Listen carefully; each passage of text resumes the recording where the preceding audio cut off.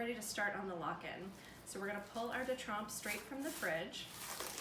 And this is one that I froze for about 8 hours and then put in the fridge right before I went to bed. So it's nice and inactive. It doesn't feel very poofy, which is what we're looking for. If your dough is puffed up a bit, don't worry. It's still gonna come out nicely.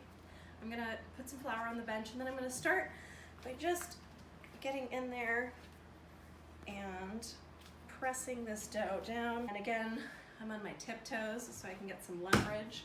And I've got this in approximately a square. And now I'm gonna change to my pin and I'm gonna start rolling it out a little bit larger. I've given you some measurements, about a 10-inch square for the de trempe and about an 8-inch square for the barrage. But more helpful than even having a ruler out is actually just having that barrage handy so you have sort of a reference material. So what we're looking for, and if you look at your diagram, this should be clear, is we want this barrage to fit snugly in the center, sort of in a diamond shape, of our de trempe. So if I lay this here, it fits nicely right within this square. The other thing you want to keep in mind is that we do want to pull this out into a nice square, because since we're going to roll these edges out to be the flaps of sort of this envelope that we're creating, we want to make sure that there's an approximately equal amount of dough underneath the butter and then also in these flaps. So if we were to put these together, it would be approximately equal to what is underneath the butter. Okay, now we're going to roll out our flaps. Now I like to just use a finger and mark the midpoint of each of those lines, and then use my rolling pin to demarcate where those flaps are going to start. So we know this is going to be the area where the butter is, and this is what's going to become those envelope flaps. I'm going to turn the dough so that it's oriented right in front of me, and so I can just roll front to back on these flaps. I'm going to give myself a little extra flour and start rolling. Now I always press down pretty dramatically when I first start rolling, because we don't want a lot of dough hanging out on the side of the paton. We want it either underneath or on top. So you want to have a nice demarcation, a sort of nice ledge in between this dough and then the dough that's getting rolled out into the flaps. Okay, these are going to stick a little bit. Let's just have our flour handy. And I do sort of a 3-part motion, which I'll repeat with this next one, or I'll call out with the next one. So I'm rotating this 90 degrees. We're gonna work on our next flap and do the same thing. So I'm starting by pressing down and pulling that flap back. The next stage is I'm gonna pick that up and I'm gonna pull these corners out gently. Croissant dough, especially in these early stages, is a combination of working with a pin and then also stretching by hand to sort of manipulate the dough into the shape that you want it to be.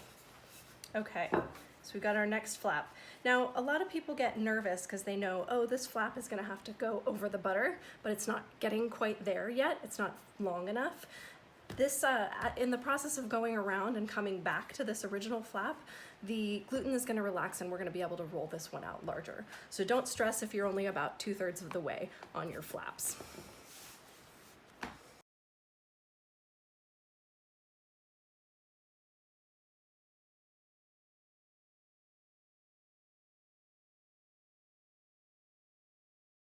At this stage, we're going to add the barrage, but this is also, if you have a dry brush, this is when you're going to want to pull it out. So we can use this dry brush to get off any extra flour that we've added, and it'll help all of this dough adhere to itself when we go to put the dough back together.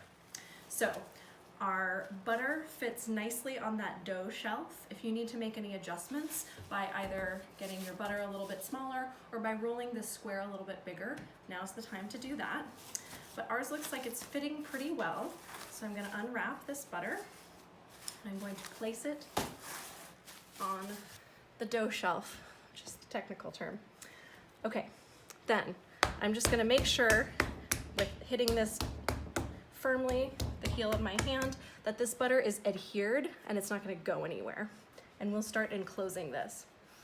One thing that I also like to call out at this stage is you want to make sure that you have sort of nice 90-degree angles almost right here, and that we don't have a lot of dough hanging out right in this corner. So if you've had some dough migrate, kind of scoot that in. Okay, so all I'm doing now is gently doing another combination of that rolling and stretching, and I'm gonna pick that flap up and I'm gonna go all the way, whoops, all the way over the top of this butter. And I'm gonna just tuck it in and press that dough down so that that butter is completely sealed in. Okay, I'm gonna go ahead and rotate this and then do our second flap. So that there's no breakage later, I like to roll this flap that's coming over into the next one. So I'll pick up my rolling pin and roll that into it so that those are fully sort of integrated. I'm gonna pick this up, take a little extra flour off, and fold this one over. Now when you get to the second flap and further, you'll have edges that you don't need to tuck in. Don't bring them over the side. We don't want the dough hanging out on the side. Just bring it so that it's level and flush with the side of that, or with the top. Okay, tucking that in.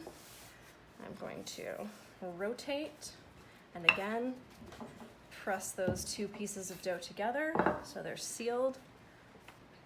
Pick that up.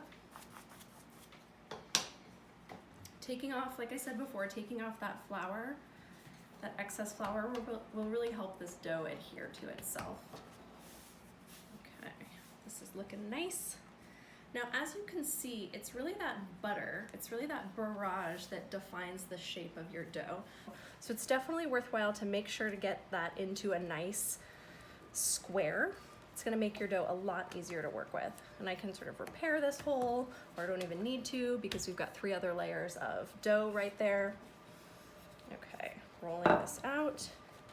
And I'm going to bring this just to the edge. Sometimes when you bring it to the edge, it springs back. So what's helpful sometimes is to just pull it a little beyond the edge, and then when it springs back, it'll sort of naturally lay where you want it to be. Okay. So there is our dough. We have completed the lock-in. We've got that barrage completely sealed within the détrempe. And then what we're gonna do is we're gonna let this rest a little bit. If we go to try to roll it out now, we've activated the gluten by rolling out these flaps, so it's gonna really resist that. So we're gonna rest it for just about 10 minutes. And all I'm gonna do is I'm gonna flip this over. That means the weight of the dough and the butter will help adhere those flaps to themselves. And I'm gonna let it rest and gently cover it with plastic. If it's really hot where you're working and you feel like that butter is already getting soft or your dough is getting a little poofy, at this stage, go ahead and rest it for those 10 minutes in the fridge. And then when we're done resting, we're gonna do our first turn.